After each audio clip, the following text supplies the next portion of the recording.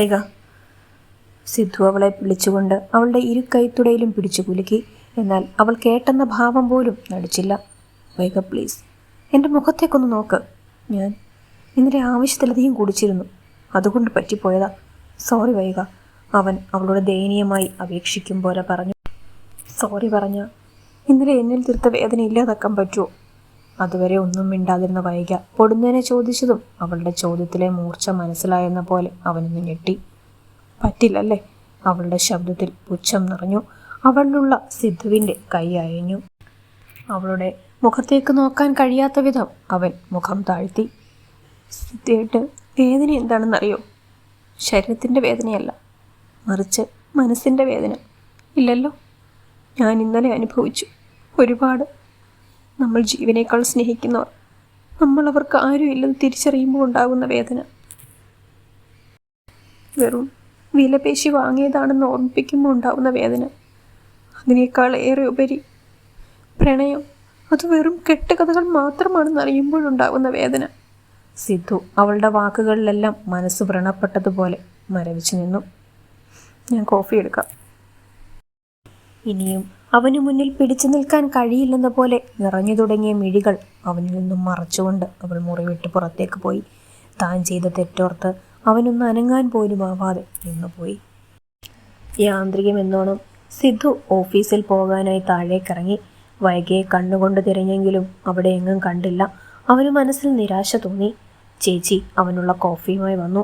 അപ്പോഴേക്കും സീതാമ്മയും wheel chair അങ്ങോട്ട് കൊണ്ടുവന്നു.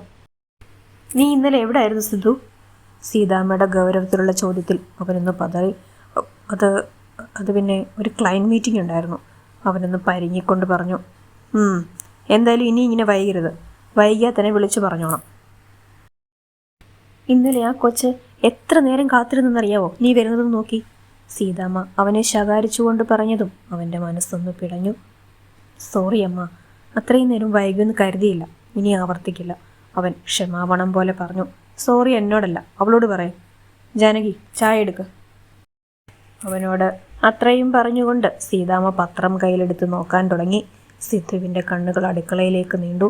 അവളെ ഒന്ന് കാണാനായി അവന് വല്ലാത്ത ആഗ്രഹം തോന്നി. സിദ്ധു കുഞ്ഞ് വൈക കുഞ്ഞിനെയാണോ നോക്കുന്നത്? സീതാമ്മയ്ക്ക് ചായയുമായി വന്ന ജാനകി ചോദിച്ചതും അവനൊന്ന് മൂളി. എന്നാ നോക്കണ്ട, കുഞ്ഞ് അമ്പലത്തിൽ പോയി. സീതാമ്മയോട് പറഞ്ഞിരുന്നു. ചേച്ചി പറഞ്ഞതും അവനൊന്നും മിണ്ടിയില്ല. ഞാൻ ഇറങ്ങുന്നമ്മ. അയ്യോ, സിദ്ധുമോന് കഴിക്കുകയൊന്നും വേണ്ടേ? ചേച്ചി ചോദിച്ചു. വേണ്ട, ക്യാൻറ്റീനിൽ നിന്ന് കഴിച്ചോളാം. അവൻ നിരാശ നിറഞ്ഞ മുഖത്തോടെ തന്നെ ഒരിക്കൽ കൂടി സീതാമ്മയുടെ യാത്ര പറഞ്ഞിറങ്ങി. പോകുന്നതിന് മുന്നേ ഒരിക്കൽ കൂടി ഒരു വട്ടം കാണാൻ കൊതിച്ചിരുന്നു. കാണാത്തതിലുള്ള സങ്കടം അവനിൽ നിറഞ്ഞു തന്നെ നിന്നു. ആ മുഖത്തോടെ തന്നെയാണ് അവൻ കാറിലേക്ക് കയറിയതും. ഇന്നലെ ഡ്രൈവർ കൊണ്ടുവന്നാക്കിയത് കൊണ്ട് തന്നെ ഇന്നും അയാളാണ് കാർ കൊണ്ടുവന്നത്. ഇന്ന് നിന്റെ മുഖം ഇങ്ങനെ തന്നെയാണോ സച്ചു? നിനക്കെന്താ കുറച്ച് ദിവസമായി പറ്റിയത്? രാവിലെ സച്ചുവിനുള്ള ഫുഡുമായി വന്ന മമ്മ അവളുടെ കിടത്തം കണ്ടതും ചോദിച്ചു. മമ്മയ്ക്ക് തോന്നുന്നതാ, എനിക്ക് കുഴപ്പമൊന്നുമില്ല. അവളൊരു താല്പര്യമില്ലാതെ തന്നെ പറഞ്ഞു. ഞാൻ നിന്റെ മമ്മയാണ്. ഇന്നോ ഇന്നലെ ഞാൻ കാണാൻ തുടങ്ങിയതല്ല നിന്നെ. നിന്റെ ഓരോ മാറ്റവും എനിക്കല്ലാതെ മറ്റാർക്കാണ് മനസ്സിലാവുക? മമ്മ അവളുടെ മാറ്റത്തിൽ വിഷമത്തോടെ തന്നെ പറഞ്ഞു. അവളുടെ അവസ്ഥ ഇങ്ങനെയാണെങ്കിലും അവളുടെ കളിയിലും ചിരിയിലുമാണ് ആശ്വാസം കൊള്ളുന്നത്. ഇപ്പോൾ കുറച്ചു ദിവസമായി അതും അവളിൽ നിന്നും അന്യമാണ്. അതിൻ്റെ സങ്കടം അവരിൽ ആവോളമുണ്ട്. എനിക്ക് ഒന്നുമില്ല മമ്മ. കുറേ ആയില്ലേ പുറം ലോകവുമായി ഒരു ബന്ധവുമില്ലാതെ ഈ കിടത്തം തന്നെ. മടുപ്പ് തോന്നുക ജീവിതത്തിനോട്. ഈ ലോകത്തിൽ നിന്നും എന്നെ ഓടി ഒളിക്കാൻ തോന്നുക. അവൾ മടുപ്പോടെ തന്നെ പറഞ്ഞു. അങ്ങനൊന്നും പറയല്ലേ മോളെ. ഈ ലോകത്ത് നിന്ന് നീ പോയാൽ ഈ മമ്മയ്ക്ക് ആരാണടി മോളെ? നിനക്ക് വേണ്ടിയല്ലേ ഈ മമ്മ ജീവിക്കുന്നത് പോലും. അവരുടെ കണ്ണിൽ നീർമുത്തുകൾ പൊഴിഞ്ഞു. സച്ചവും കരഞ്ഞു തുടങ്ങിയിരുന്നു. ഞാൻ മമ്മയെ വിഷമിപ്പിക്കാൻ വേണ്ടി പറഞ്ഞതല്ല. ശരിക്കും മടുത്തു ഇങ്ങനെ. പിന്നെ ദൈവം പോലും പൊറുക്കാത്ത ഒരു തെറ്റും. വൈക ആ കുട്ടിയെ നേരി കണ്ടിട്ടില്ലെങ്കിലും ഞാൻ അവളോട് ചെയ്തത് തെറ്റാണ്. എൻ്റെ സ്വാർത്ഥതയ്ക്ക് വേണ്ടിയല്ലേ. ഞാൻ അങ്ങനെ പറഞ്ഞില്ലായിരുന്നെങ്കിൽ സിദ്ധു ഇങ്ങനെയൊക്കെ ചെയ്യുമായിരുന്നോ? ഒന്നും വേണ്ടിയിരുന്നില്ലെന്ന് തോന്നാം മമ്മ. അവൾക്ക് തല പിരിക്കുന്നത് പോലെ തോന്നി.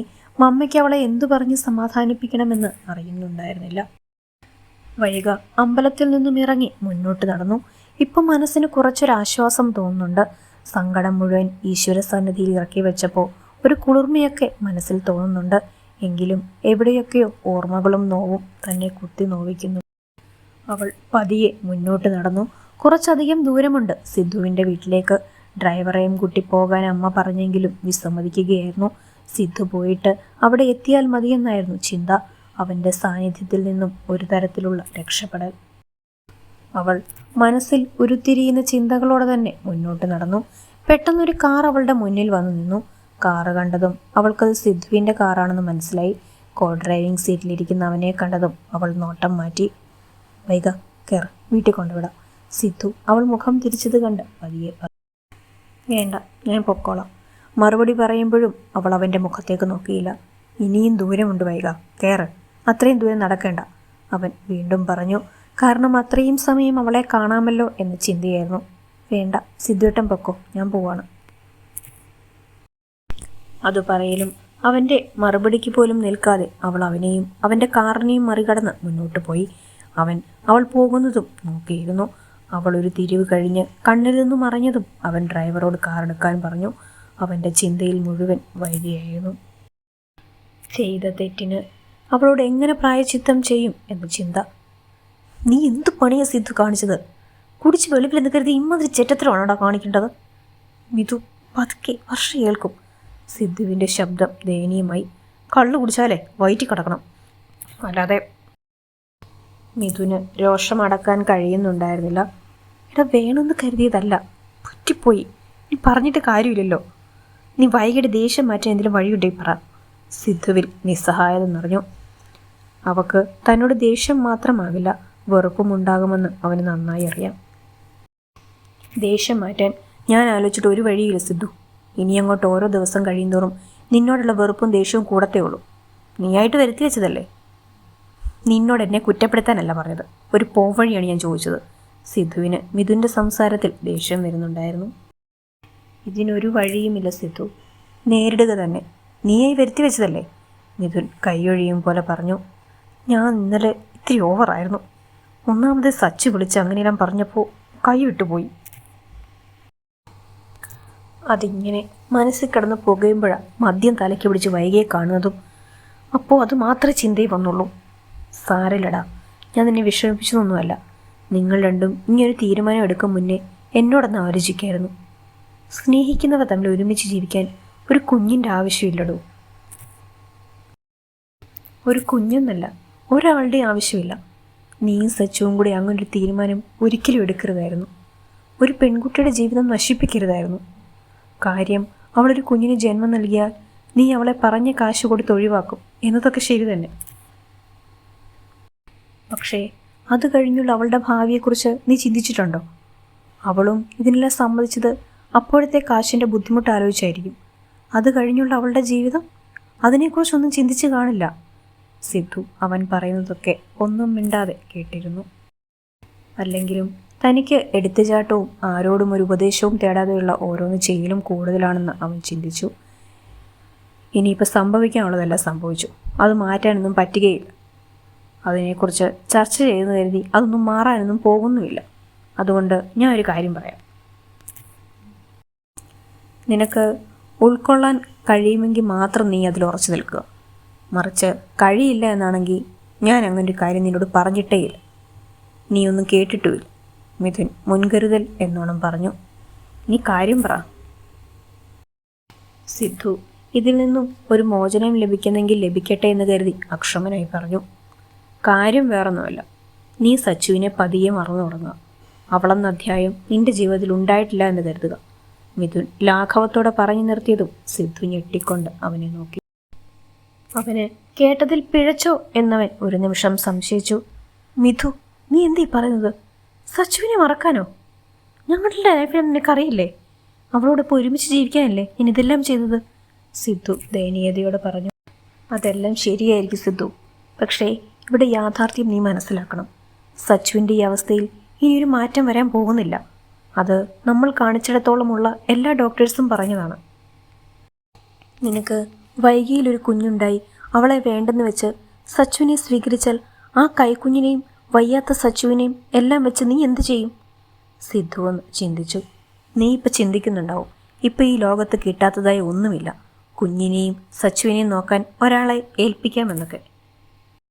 പക്ഷേ എത്ര കാലം സിദ്ധു, നിനക്ക് ഇനിയും ജീവിതമുണ്ട്. ദൈവം നിശ്ചയിച്ചിട്ടുണ്ടേ ആ കുഞ്ഞിനും. പ്രസവിച്ചുടനെ തന്നെ അതിന് മുലപ്പാൽ നിഷേധിക്കാൻ നിനക്ക് കഴിയുമോ?